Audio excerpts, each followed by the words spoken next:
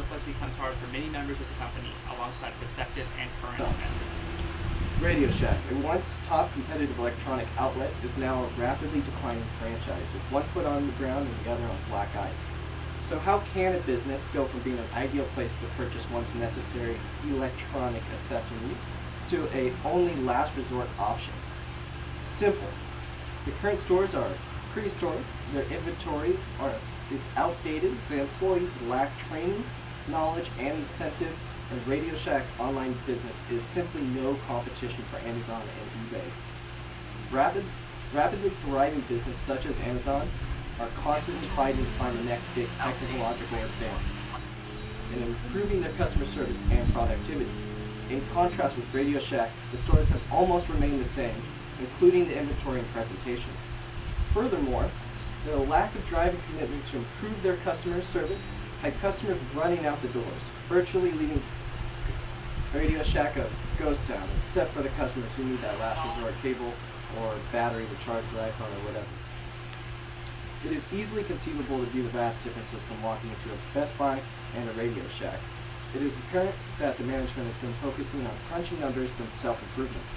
So to understand the Radio Shack's predicament, I drove down to the nearest Radio Shack to get a first-hand experience on their demise. While approaching the entry of the Radio Shack, the first thing I noticed was the front display. On a shelf that consisted of old archaic phones that looked like drug dealers carry on the movies. So after walking in, I did a quick head count of how many customers were in the store. It was pretty easy. It was 0. So I figured since I was the only customer, this would be a great time to ask some questions to one of the 2 employees running the shack. So my first question to, let's call him Scott to preserve his anonymity, aren't you guys tanking as a company? Was my first question. Scott replied, honestly, Radio Shacks are very profitable. They don't take much staff to run, and they fit more items per square foot than any other retail outlet. So, having witnessed the numbers in my district, my assumption is that every district store, a few fail, but the great ones carry the rest. Well, so my second question was, I thought Walmarts and Best Buys were dominating the market and running you out. What is your clientele like, and what do they buy? Do you have a lot of loyal customers, or is it seriously just people who need a charger in emergencies like Walmart had a long line or something like that? And Scott's reply was, we sell a lot of wires, he said. It has always been our motive that we'd rather sell the wires for your TV than the TV itself. I'll also point out again that the low operating costs. Most Radio Shacks will employ 1 manager and 1 sales rep, versus big box retailers that will have 50 plus employees, not to mention the gigantic stores that you get lost in. So Radio Shack still has a loyal group of customers that come in for that specialty parts, where those numbers are simply dwindling now. And my last question for Scott was, do you think the corporate puts too much pressure on meeting metrics than rather properly training employees? Scott's answer was absolutely. It makes for a demotivating atmosphere that doesn't properly allow for new employees to properly learn. And it may sound weird at first, but they think you'll improve by constantly making aware of your performance rather than spending the energy teaching you. This is shown in our bi-weekly conference calls that they spend 90% of the time talking about numbers and 9% are talking about upcoming events and 1% on useful sales tactics. I thanked the manager, Scott, and then went home. Radio Shack is barely surviving in this market. They are primarily still afloat because of their low employee roster and their high profit turnover rate. Along with my visit to Radio Shack, I had a lot of time to look at their merchandise. It was all very bland and generic. Everything they had I could find at Walmart or Best Buy. There was nothing that really caught my eye, and there was nothing really unique for me to come back and shop there. So this issue is the largest reason for Radio Shack's market failure. If people can find all the same products and possibly cheaper somewhere else, they're going to shop somewhere else, obviously. But when it comes to finding solutions for Radio Shack's financial demise, there really is no easy solution. However, we came up with a few ideas that we believe might help draw customers back to the stores. So let's recap. Radio Shack's current stores are prehistoric, their inventory is outdated, and the employees lack training, knowledge, and incentive.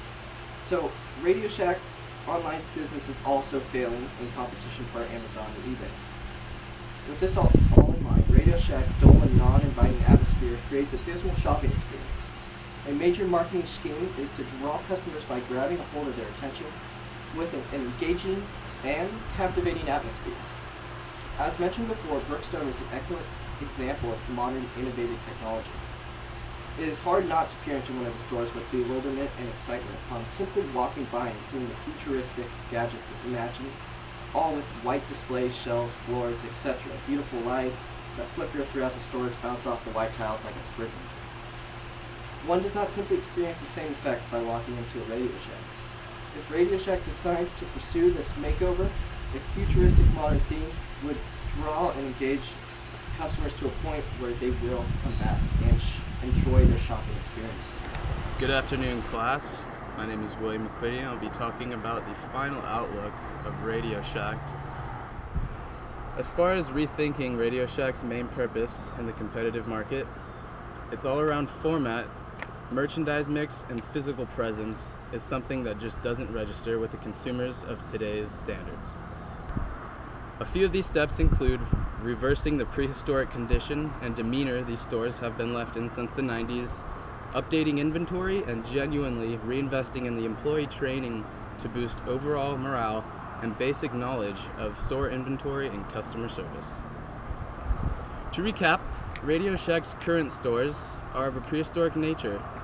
Their inventory is outdated, employees lack training and basic knowledge of Radio Shack's online business and inventory. Radio Shack will need to draft inspiration from all fields of tech to really combine all the aspects and appearance and translate that into the physical overhaul of the remaining 4,000 stores.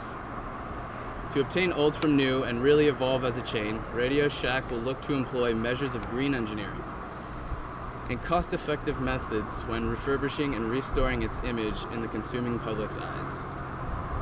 The second step Radio Shack must take will lead them to a brighter future is the serious rejuvenation and modernization of their entire inventory.